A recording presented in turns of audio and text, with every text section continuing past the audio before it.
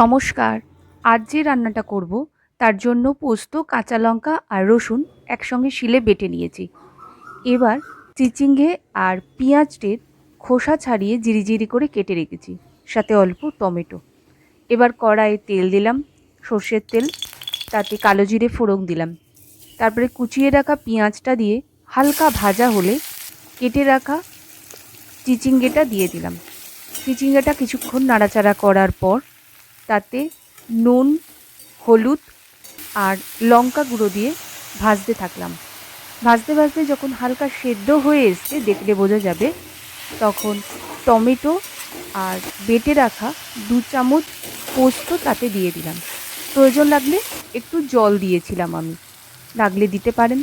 নাড়াচাড়া করতে করতে যখন দেখবেন যে রান্নাটার চারিপাশ দিয়ে তেল বেরিয়ে এসছে, তার মানে তৈরি চিচিঙ্গে পোস্ত।